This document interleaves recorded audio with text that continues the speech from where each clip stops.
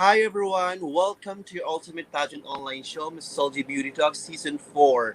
This is your Missosology International correspondent, Amir Gimama, and greeting you all good day, good evening, wherever you are watching this live episode. But before I'll start today, I will have with me the very special guest, and allow me to introduce to him our Missosology editor, Drew Francisco. Hi Drew, I just have to stuttered. Hello, hello, Mir. We're back again after a few Yes. hours, and I'm very excited to meet our very special guest for this evening. But before that, I would just like to give a shout out to our followers and viewers. Hello to our 2 million followers on Facebook, 274,000 followers on Instagram, 41,000 followers on Twitter, and our 44,900 subscribers on YouTube. Thank you all for growing with us. And lastly, a shout out to all the Earthlings who I am sure are as excited as I am to meet our special guest for today. So, Mir, let's not keep this any longer. Please do the honors of introducing our Yes, special true. guest. I'm also excited. Our special guest for tonight needs no introduction. She's a model and activist born in Centerville, Pennsylvania. During her career, she traveled the world and experienced different cultures and environments.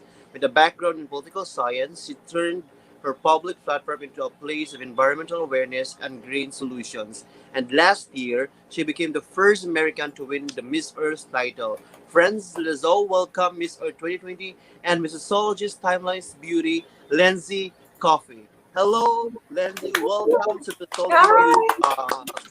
Welcome, Thank you guys Lindsay. so much. It is an absolute pleasure to be here. I'm so excited to sit down and chat with you guys. Thank you for taking the time to have me on. I am super excited.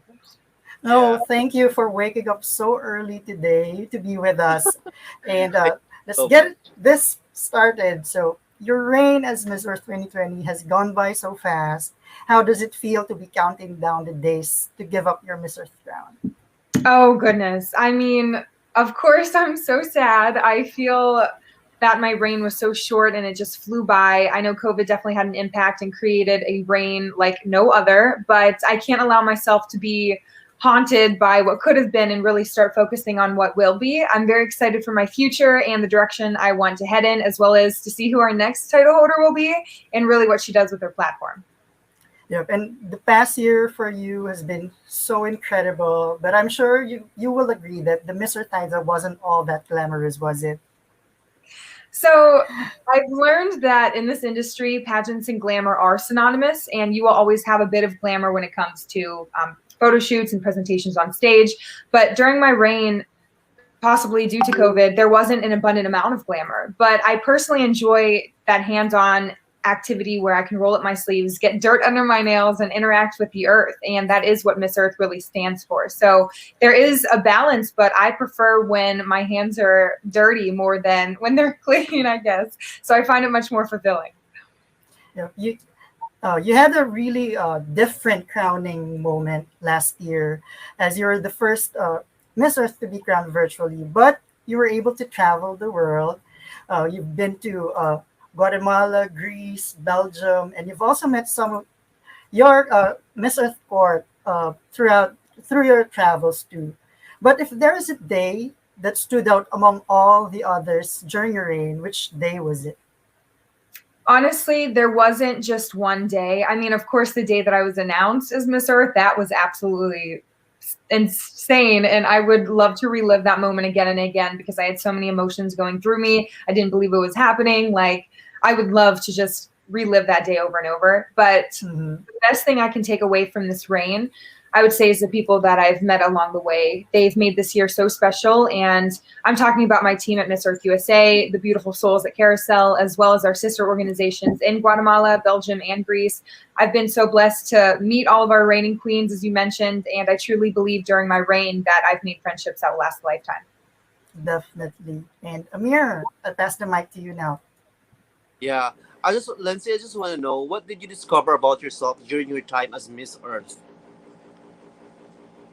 I discovered I always knew that I was a bit resilient, and my resiliency, I feel, has shown through this time, especially my creativeness as to whether or not I'm capable of making a difference or making an impact somehow from my own home. So it was very difficult to just find out how I was going to work alongside this pandemic, how I was going to experience my reign to its fullest. And of course, I will say there are things that I really wish I could have accomplished that I hadn't, but that's why I'm looking so much forward to the future to really challenge myself and see what I can do whenever I'm put out in the real world, where I don't have to really hide behind a screen anymore.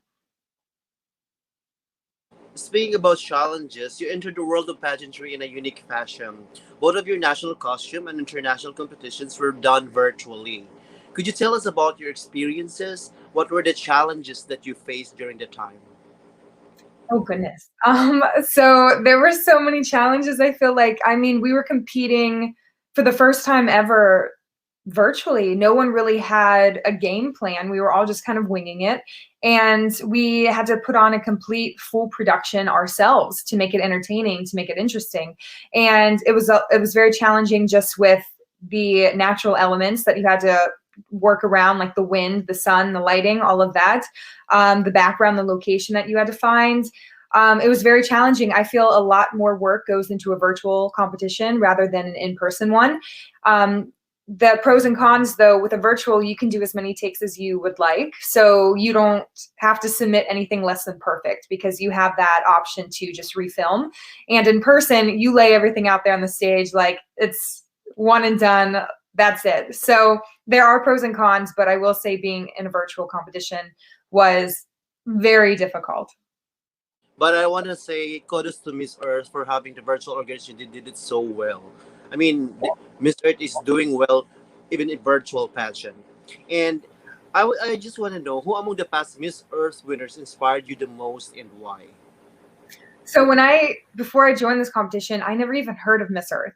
And whenever I did hear, I did some more research whenever I joined. And as time progressed, I found a real connection with Ali Henrich, who was Miss Earth 2013 and Miss Earth 2018, Fuon Can. And I also do have appreciation for Karen Abasco, Miss Earth 2017, but we've never personally have been able to connect yet.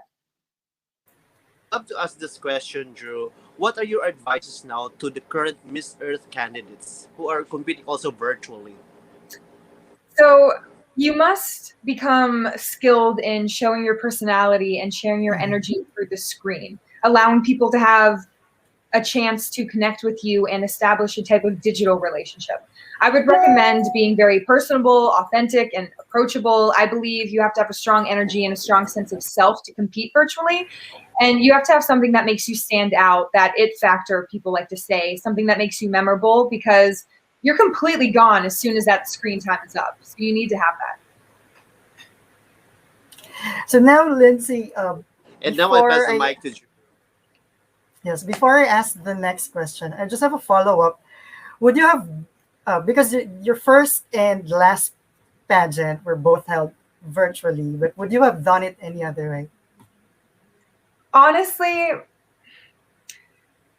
I've never really participated in pageants before, and I really think Miss Earth being virtual played to my advantage. I honestly cannot sit here and tell you if it was in person, if I would win or not. I think I would be a strong candidate, but I can't tell you if I would be your Miss Earth 2020. So I would not change a thing, even though I do wish I could have experienced certain things. But ultimately, I would not change a thing because I think everything worked out for a reason, for a purpose, and worked in my favor. And this is how it was meant to happen. I fully believe that, as Miss Earth was a calling to me. So I'm not going to question how it played out.